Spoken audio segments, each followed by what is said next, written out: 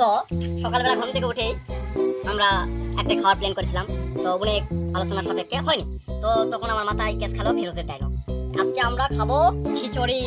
এই যে চোকা এখানে রান্না হবে, এখানে রান্না হওয়ার পর খাওয়া হবে।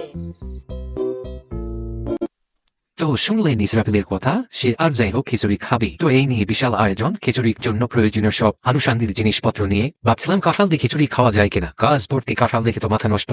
এদিকে ইসরাফিল চুলা প্রসেসিং করা শুরু করে দিল। আর মেনুটা কি? আলু, রসুন, পেঁয়াজ, মরিচ, বিশাল আয়োজন। পলিথিনে নাকি গোস্ত আছে, মাংস আছে, মাছ আছে। প্লেট এক একজনের এক এক কথাবার্তা। তো আমার মন চাচ্ছিল যে কাঁঠাল দিয়েই রান্না করে খাই খিচুড়িটা। তো কাঁঠালের খিচুড়ি কে কে খেয়েছেন একটু জানাবেন, আর এটা দিয়ে খেলে কেমনটা লাগে সেটাও আমাদেরকে জানাবেন প্লিজ কমেন্টে। এইদিকে খিচুড়ি রান্নার জন্য সবকিছু প্রসেসিং করা হচ্ছিল। আলু, পেঁয়াজ, রসুন, নাইম এক প্রকার আলুটা ঢেলেই রাখলো। এদিকে ডাল, পেঁয়াজ কাটা সবকিছু কমপ্লিট, খিচুড়ি প্রসেসিং হচ্ছে। এদিকে যাই ভাতিজা পেঁয়াজ কাটতে কাটতে কান্না করে ফেলেছে। তো দক্ষ হাতে ইসরাফিল চুলা তৈরি করছে। এদিকে ইসরাফিল কি করে ফেলেছে ওর কাছ থেকেই শুনুন।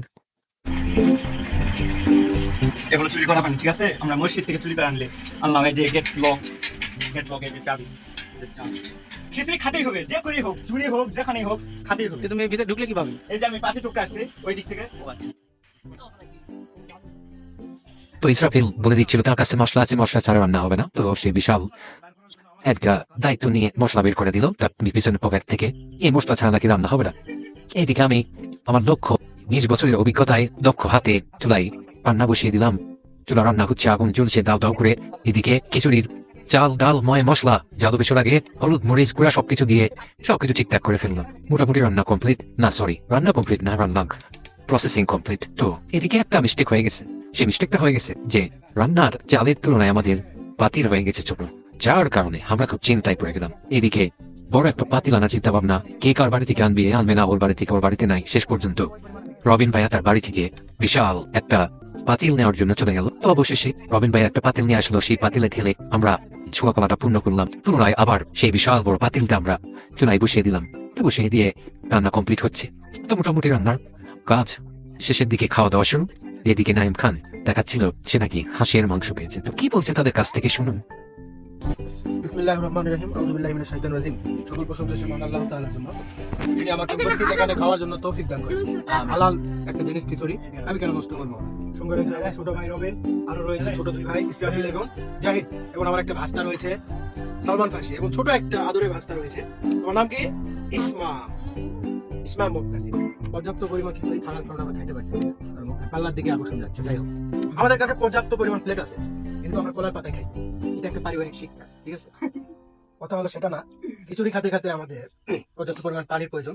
সেটা ছোট ভাইরা পানি নিয়ে আসলো, সেটা পুকুর থেকে নিয়ে আসলো না কল থেকে নিয়ে আসলো, টিউবওয়েল থেকে নিয়ে আসলো, কিছু বোঝা যাচ্ছে না। যাই হোক, আমি তাদের খুব ভরসা করি, সেই মনে করে আমি খালাম।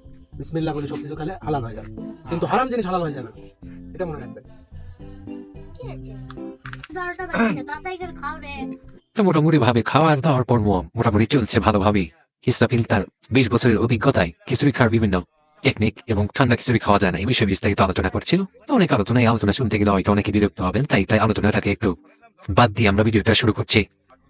তো সর্বশেষ যে ঘটনাটি, খিচুড়ি খাওয়ার শেষে যখন পানি খাওয়ার পর্ব চলে আসলো, তখন নাইম উদ্ঘাটন করে ফেললো যে বালতি করে পানি আনা হয়েছিল সেই বালতিটা নাকি কোনো একদিন নাইম জোয়ের ভাতিজার বাড়িতে গিয়ে টয়লেটে দেখতে পেয়েছিল। সে এটা অনুসন্ধানে বের করে যখন ভাতিজার কাছে জানতে চাইলো আসলে ভাতিজা ঘটনাটা সত্যি কিনা, তখন ভাতিজা বিষয়টি নিশ্চিত করলো যে সত্যি এটি বাথরুম বা টয়লেট থেকে আনা হয়েছে। তো এর পরবর্তীতে এক একজনের রিয়াকশন এক এক রকম। তো এরকম রিয়াকশন হওয়াটা অস্বাভাবিক কিছুই না। তো সেটা তাদের কাছ থেকেই শুনুন বা দেখুন।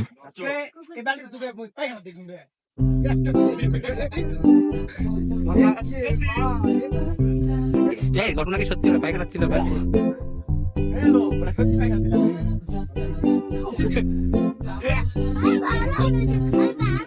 অবশেষে কল্পনা বিভিন্ন নাটক মুভির অবসান ঘটিয়ে খিচুড়ি খাওয়াটা শেষ হল।